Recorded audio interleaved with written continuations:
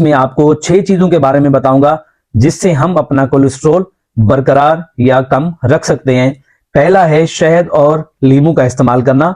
आपको कोलेस्ट्रॉल कम करने के लिए वर्जिश करनी है, ऑयल का कम यूज करना ही करना है, लेकिन ये सब करके आप डाइट से भी कोलेस्ट्रॉल को कम कर सकते हैं।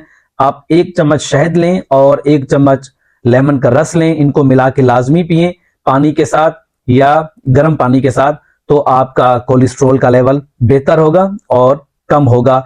दूसरा है लहसुन यानी गार्लिक का इस्तेमाल करें।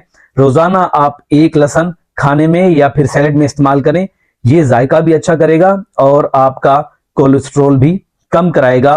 और तीसरा है हेल्दी या टर्मेरिक, हेल्दी न्यूट्रिएंट से भरी हुई है, 1 चम्मच रोजाना लें, पानी में डालकर पिएं या आप इसको खाने में इस्तेमाल करें, तो ये आपका कोलेस्ट्रॉल बहुत ज्यादा हद तक कम करेगी और कंट्रोल करवाएगी। और 4th नंबर के ऊपर है मेथी।